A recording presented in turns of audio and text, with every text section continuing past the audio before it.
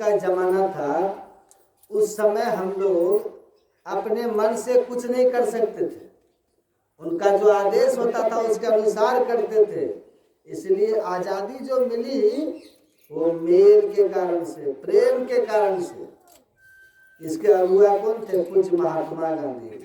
उन्होंने लोगों को संगठित किया, एकत्रित किया, देश के प्रति प्रेम को जगाया पूज्य महात्मा गांधी ने। महात्मा गांधी ने ये काम किया है, सभी देशवासियों के पास जा करके समझा करके, सिखा करके कि अपने देश के प्रति प्रेम करो, आजाद देश में रहो। ये जो महात्मा गांधी ने किया ना, प्रेम के कारण, उसके अंदर में प्रेम था, देश के प्रति प्रेम था। उस प्रेम को उन्होंने बिखेरा, बांटा, देशवासियों के सामने घर घर जाकर के दिया। उसी प्रेम के सूत्र में जब देशवासी बन गए, देश के प्रति अटूट प्रेम जब उत्पन्न हो गया, तब देखिए जी जान लगा दिया, देश आजाद हो गया कि नहीं। तो हमारे गुरु महाराज कहते हैं कि प्रेम रखिए, परिवार में प्रेम, गांव में प्रेम, राज्य में प्रेम, देश में प्रेम और विश्व में प्रेम। हम लोग को यहाँ सिखाया जाता है वसुधैव कुटुंब। इस वसुधा पर, इस पृथ्वी पर जितने भी हैं सब हमारे मेहमान हैं। तो गुरु महाराज ने प्रेम की सीख दी है ना। मेल से क्या होता है? गुरु महाराज एक कथा कहा करते थे। गुरु महाराज की कहानियों में हम पढ़े हैं, एक गरीब आदमी था, इतनी गरीबी उनके घर में थी कि परिवार का पालन पोषण भी नहीं हो पाता था। उनको कई एक लड़का भी था। वो बूढ़ा अपने लड़कों से कहता है कि बेटा, यहाँ पर भरण पोषण नहीं हो सकता है ठीक से, इसलिए परदेश चलो कमाने के लिए। तो लड़का सब आज्ञाकारी था। लड़के ने कहा पिताजी आप जो कहते हैं वही करूँगा। पुत्र यदि आज्ञाकारी होता है ना तो उसका विकास होता है। आज इनके पुत्र को देखिए, है ना, जो भी पिता के बातों को यदि मानेंगे तो सुख मिलेगा, है ना। आज ये लोग सुखी है तो माता पिता के आदेश के कारण, है कि नहीं। पिताजी की आज्ञा के साथ साथ आशीर्वाद भी तो मिलता है, और पिताजी के आशीर्वाद के साथ साथ गुरु का भी आशीर्वाद मिलता है।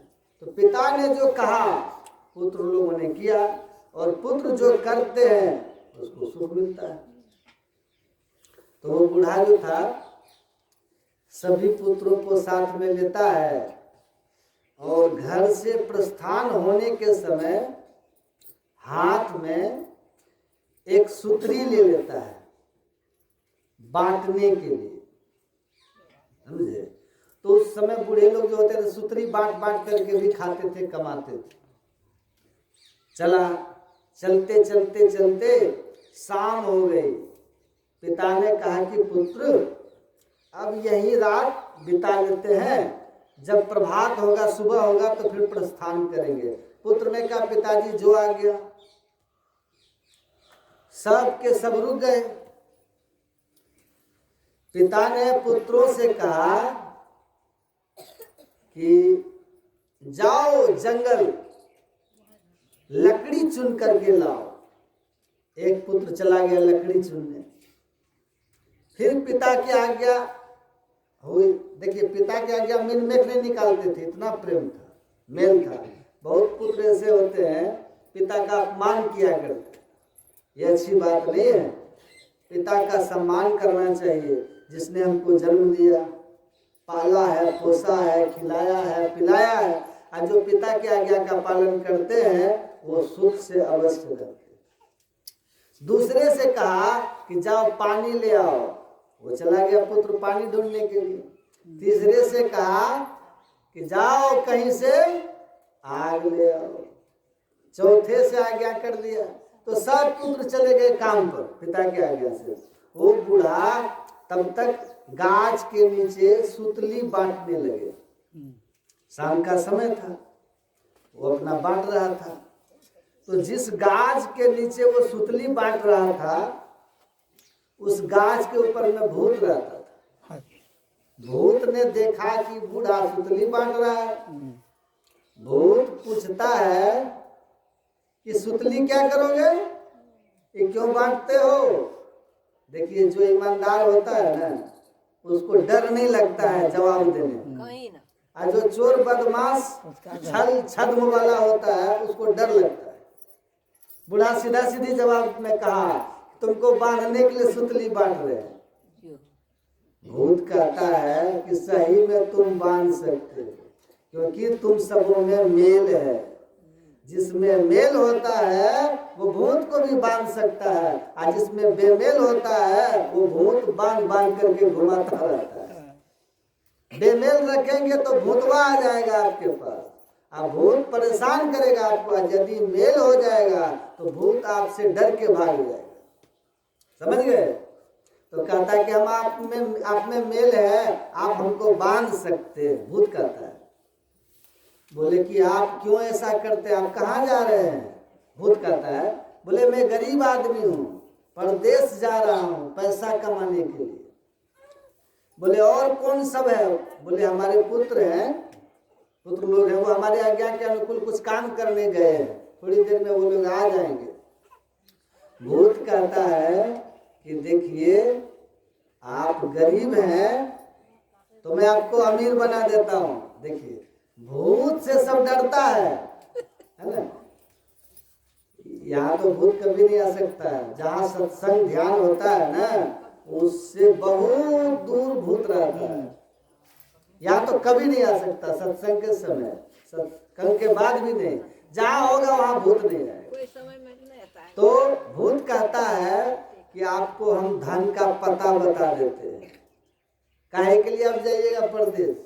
देखिए, मेल के कारण देखिए धन में वृद्धि होती है, प्रेम के कारण धन बढ़ता है।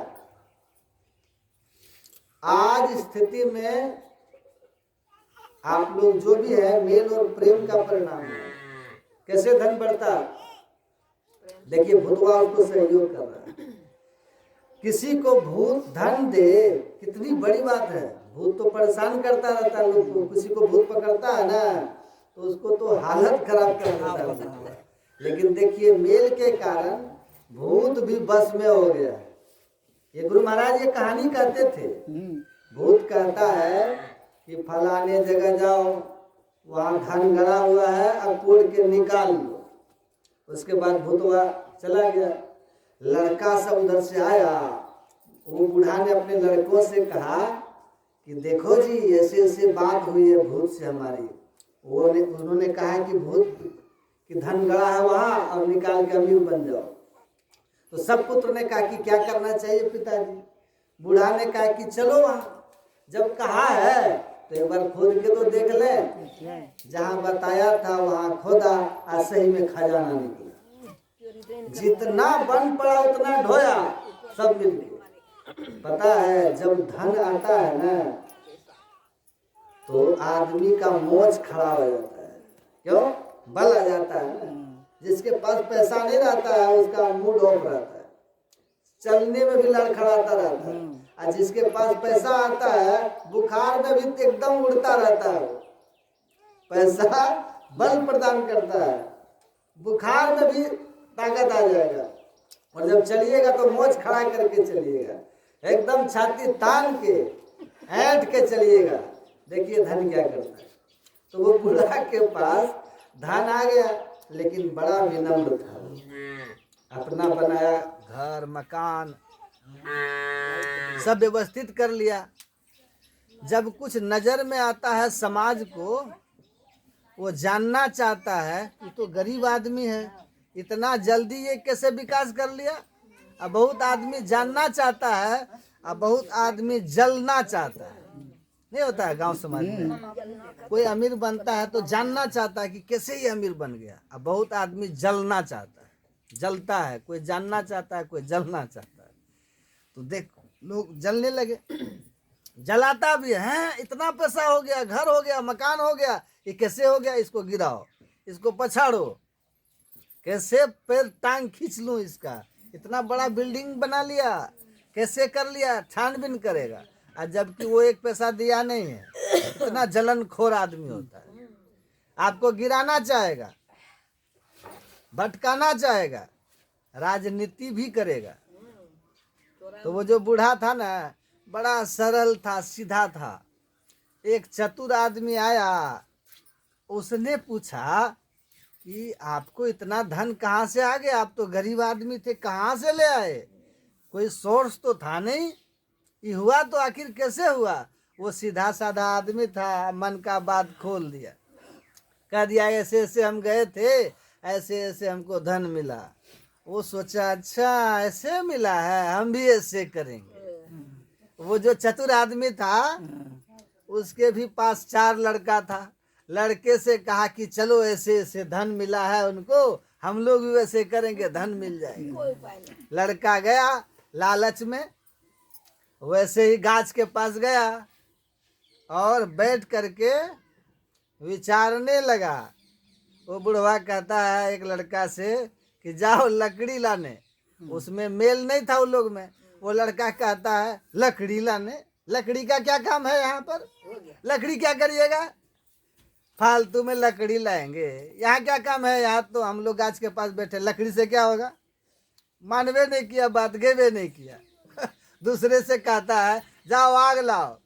कहता पिताजी दिमाग खराब हो गया, आग क्या कीजिएगा यहाँ पर, आग का क्या काम है, फालतू में आग लाओ, हम नहीं जाएंगे आग लाने। तीसरे से कहा पानी लाओ। कहा पानी क्या करिएगा, प्याज थोड़ा लगी है, पानी तानी हम नहीं ले जाएंगे। कोई बातें नहीं माना कोई बेटा, अब मेल नहीं था ना, बात नहीं माना। उसके बाद वो बुढ़वा क्या करता है, सुतली बांटने लगा।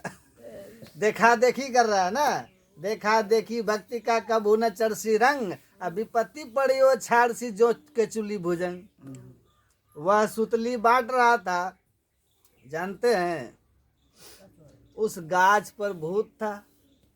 वो भूत कहता है बुढ़वा से सुतली क्यों बांट रहे हैं, बोले तुमको बांधेंगे। सीख लिया था ना बूढ़ा से, वही कह दिया कि तुमको बांधेंगे। भूतवा कहता है अभी भागो नहीं तो इतना मार मारेंगे सीधे कर देंगे, तुम हमको नहीं बांध सकते, क्योंकि तुम लोग में प्रेम नहीं है, मेल नहीं है, तुम देखा देखी करते हो, कोई तो बात रखता है नहीं तुम्हारा बेटा। अभी भागो नहीं तो सबको मारेंगे चाल से। सब डर के मारे भाग गया। अब देखिए इस कथा से गुरु महाराज कहते थे जिसमें प्रेम था, निर्धन होते हुए भी वो धनवान हो गया। जिसमें प्रेम नहीं था, लालच बस, छद्म बस वो धन कमाना चाह रहे थे, प्रेम नहीं होने के कारण प्राण बचा करके भागना पड़ा। तो गुरु महाराज कहते थे प्रेम रखना चाहिए। प्रेम भक्ति का गेह है, ऊंचा बहुत कंत, शीश उतारे भूमि धरे तब बैठे घर संत। प्रेम की बहुत आवश्यकता है। कहेंगे प्रेम की तो आवश्यकता है, प्रेम की कोई पुड़िया मिलती है क्या? प्रेम कहाँ मिलता है? आप ढूंढते रहिए। भारत में प्रेम नहीं मिलता, अमेरिका में ढूंढिए, इंग्लैंड चले जाइए, थाईलैंड चले जाइए, खोजिए प्रेम कहाँ है। किसी दुकान में है प्रेम, किसी मॉल में प्रेम है, बिग बाजार में। बोले बाप इतना सामान उतना बेचता है वो लोग बिग बाजार में, एक से एक बेशकीमती सामान बेचता है और प्रेम नहीं बेचता है।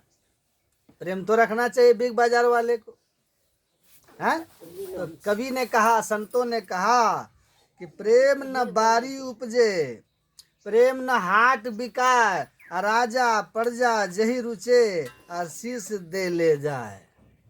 प्रेम किसी बारी में नहीं उपजता और न किसी हाट बाजार में मिलता है। तो कहाँ मिलता है? कहता प्रेम एक भाव है, हमारे अंदर में प्रेम है, उसको उत्पन्न करिए। प्रेम कैसे उत्पन्न होगा? तो प्रेम उत्पन्न करने के लिए गोस्वामी तुलसीदास जी ने कहा जाने बिन न होय प्रतीति, बिन प्रतीति होय नहीं प्रीति, प्रीति बिना नहीं भक्त दृढ़ाई, जिमि खगेश जल के चिकनाई। अब प्रेम यदि उत्पन्न करना चाहते हैं तो तुलसीदास जी महाराज सूत्र बतला रहे हैं। वो प्रेम नहीं कि पानी पूरी खिला दिया, गुपचुप खिला दिया, प्रेम हो गया। वो प्रेम नहीं जो स्कूल में स्टूडेंट सब गर्लफ्रेंड बॉयफ्रेंड करता है, बनाता है, दोस्त बना लिया, फ्रेंड बना लिया, वो प्रेम वाला नहीं।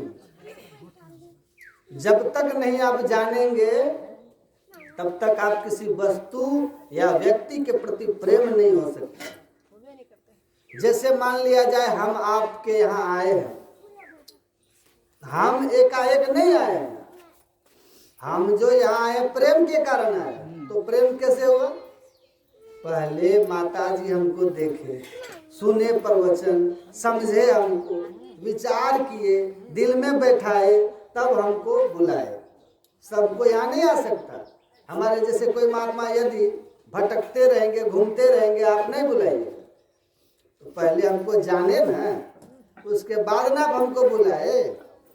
तो कहते हैं जानने का माध्यम क्या है? किसको जानेंगे? कहते दुनिया को जान करके क्या कीजिएगा? एक ईश्वर परमात्मा को जानिए, जिससे सब जान जाइएगा। तो परमात्मा को जानने के लिए क्या करना होगा? कहते हैं परमात्मा को जानने के का माध्यम सत्संग है। आप सत्संग में आइएगा, परमात्मा का गुणगान गाया जाएगा, उसके विषय में समझाया जाएगा, बताया जाएगा, आप सुनिएगा, समझिएगा, तब क्या होगा? तब आपको प्रेम उत्पन्न होगा। आप यहाँ किताब रखे हैं, उस किताब के प्रति भी प्रेम है। क्यों? इसके गुण को आप जानते हैं। ये गुरु महाराज का ये किताब है, सत्संग योग है, रामचरितमानस है, पदावली है, इसमें गुरु महाराज का ज्ञान है। अच्छा, उसी साइज में इतने ही पेपर को कटिंग करके, वैसा ही कुटिंग करके आपके सामने दे दे पेपर, यदि आप उल्टाइए उसमें सादा खाली पन्ना निकलेगा, तो क्या सत्संग योग रामचरितमानस की तरह मानिएगा उसको? ये तो सादा पन्ना है। उसी पन्ना में गुरु महाराज का जो ज्ञान है, इस कारण से वो प्रणम में है, प्रणाम करते हैं। ठीक इसी तरह से जब आप गुण को जानते हैं तब आप नमते हैं, प्रणाम करते हैं, आदर करते हैं, सम्मान करते हैं। तो सत्संग में जब आप आएंगे तो परमात्मा के विषय में जानेंगे, तब परमात्मा में प्रेम होगा। तो किसी को जब आप जानते हैं तब उसके प्रति प्रेम होगा, और जब प्रेम होगा तब लगाव होगा, और तभी आपको कुछ मिल भी सकता है। तो दुनिया के लोगों को जानना नहीं है, परमात्मा को जानना है। उसको जानने के लिए सत्संग एक माध्यम है। एक सेठ था जिसने कबीर साहब को सुन रखा था। वो सेठ मोहरों की थैली लेता है और कबीर साहब के पास पहुंचता है। कबीर साहब से उन्होंने कहा कि बाबा, ये मोहरों की थैली लीजिए और हमको नाम दान दे दीजिए बदले में, दीक्षा। तो संत कबीर साहब, देखिए संत जो होते हैं ना, आपकी जो आवाज होती है ना, उसको नाप लेते हैं। आपकी आवाज में कितना रजोगुण है, कितना सतोगुण है, कितना तमोगुण है, संत मापते हैं, भापते हैं। संत के पास तराजू होता है शब्द तोलने की। हम आप व्यापारी को जानते हैं कि मकई बेचने वाला है कि गेहूं बेचने वाला है कि कपड़ा बेचने वाला है? जब आप किसी से मिलते हैं, बातचीत करते हैं, आप ये जान जाते हैं कि ये व्यक्ति कितने पानी का है, ये कितना ज्ञानी है, कैसा कारोबार वाला है। बोलने से, चलने से, विचार करने से पता चल जाता है कि ये व्यक्ति कैसा है। और जब संत के पास आएंगे ना, वो संत परखते हैं शब्द को। जब सेठ ने कहा संत कबीर साहब से हमको दीक्षा दीजिए और ये मोहर की थैली लीजिए, तो कबीर साहब जान गए इसको मद है, पैसे का अहंकार है, मद है। तो कबीर साहब कहते हैं आजकल हम जो है ना नाम दान नहीं देते हैं, हमारी जो शिष्या लोई है वही देती है, तो जाइए लोई के पास। तुरंत वो गया सेठ जी। लोई से सेठ जी ने कहा कि ये मोहरों की थैली लीजिए और हमें दीक्षा दीजिए, नाम दान दीजिए। तो वो लोई क्या करती है, थैली ले लेती है और कुटिया में चली जाती है अंदर। इधर इंतजार सेठ जी कर रहे थे। होते होते कुछ देर हो गई, इनको जल्दी जाना था, वो बता रहे थे। आवाज देते हैं कि मैंने तो मोहरों की थैली दे ही दिया और आप नाम दाम देने में इतना देर कर रहे हैं, क्या कर रहे हैं? अंदर अंदर से आवाज देती है कि आपका ही काम कर रहे हैं। तो सेठ जी के मन में हुआ, हो सकता है नाम दाम दीक्षा लेने में कुछ विधि विधान होता होगा, कुछ व्यवस्था करती होगी। तो थोड़ा वेट करने लगी। सेठ जी वेट करते करते हद हो गया, वो तो बाहर आ ही नहीं रही थी लोई। फिर सेठ जी कहते हैं, अरे हमको नाम दाम जल्दी दीजिए ना, काम है, जाना है। आपको मोहरों की थैली दे ही तो दी है, नाम दाम क्यों नहीं देती है, जल्दी करिए।